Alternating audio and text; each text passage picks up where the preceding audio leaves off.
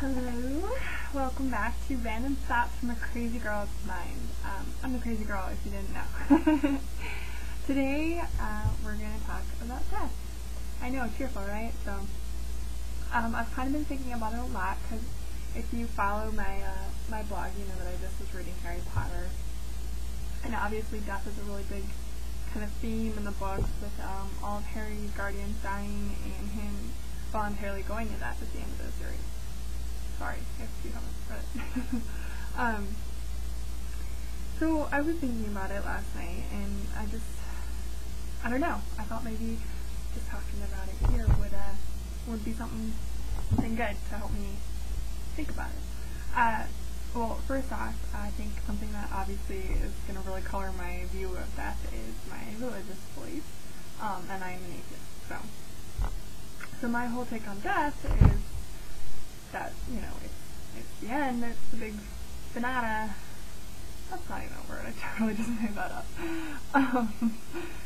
But that's it, that we go back to, just the nothingness of whatever before we were born. Our consciousness just is tied to our bodies and disappears when we die. And a lot of people think that's really depressing, I guess. I was raised as a Christian, so I obviously am very familiar with the afterlife beliefs, and I actually find a lot more comfort in the idea that when I'm dead, I'm done, I don't have to worry about what's going to happen then. I just have to worry about living this life, and I don't have to, wonder if I'm making the gamble on the right thing to do, as far as the afterlife, if that makes sense. Because I was always really scared when I was little. As a Christian, I was always really scared that I was going to go to hell because I wasn't as good of an evangelical as I thought I should be. I didn't really like talking to other people about it. I didn't want to spread the word like I was supposed to. And I thought that Jesus was going to be mad at me and I was going to go to hell. And that's a really kind of scary thing for a kid to carry around with them, I guess.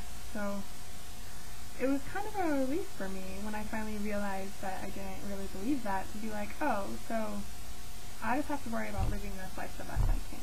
And I think it puts death in a whole new context.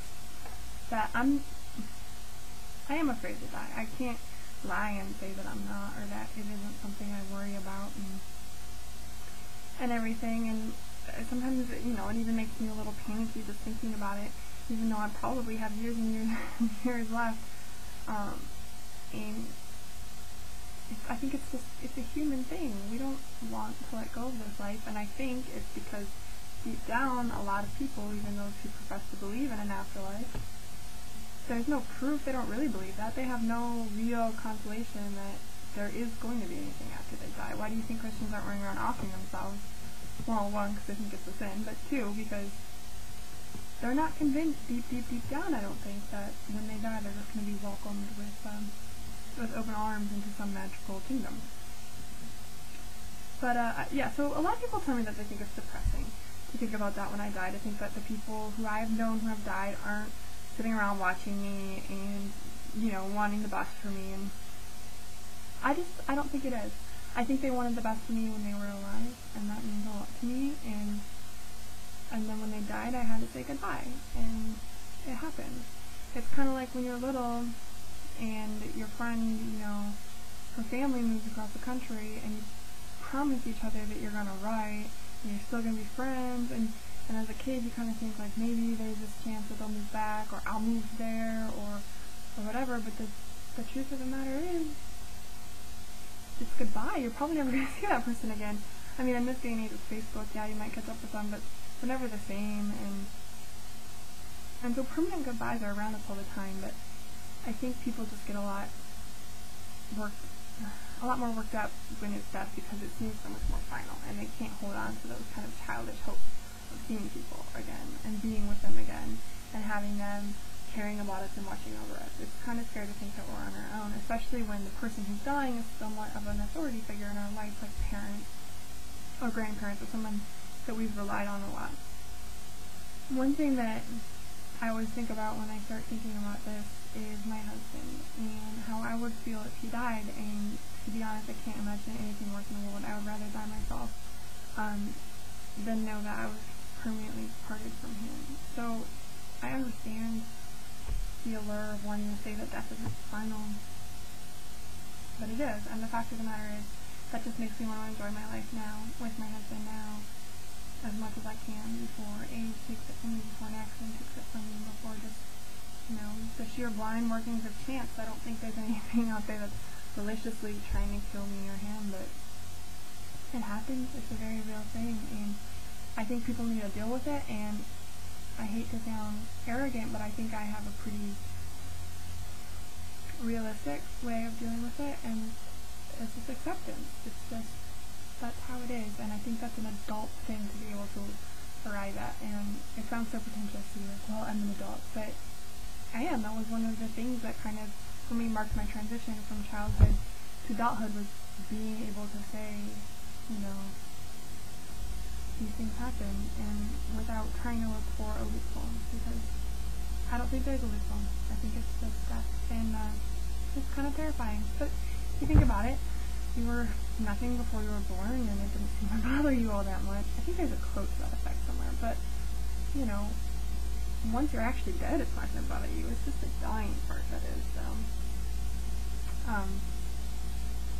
I think the sooner that we can all, as just a society, accept that we are going to die, and, it's going to happen, we will stop being so neurotic about it. For example, assisted suicide, euthanasia. I think that is a right that people should have. If I was terminally ill and I knew I only had a few weeks to live and I was in extreme pain, I don't think I would want to just hang around in pain. I hate being in pain. And I would hate to have all the people that I love see me in that pain and remember me like that, instead of remembering me as, the bright person that I am now.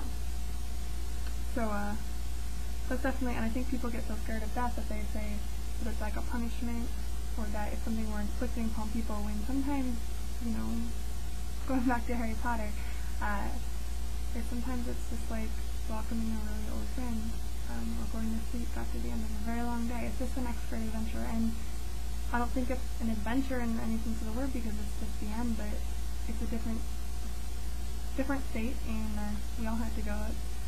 No one's going to get away from it, so I think that is why, actually, that you see all these polls that say, like, a certain percentage of the population thinks that Jesus is going to come during their lifetime, and it's been like that for generations and generations, back to the Middle Ages. But I think one of the reasons that belief is so persistent is that people want Jesus to come back during their lifetime, because A, he proves them right, and B, they don't have to die then, and people are scared of dying, and it's a shame. I just think we need to accept it and move on and say, yeah, someday I'm going to die, but I'm not going to live in mortal fear of it now, because then I'm just wasting the time that I'm not dead. Life is short, but life is long. See you next time.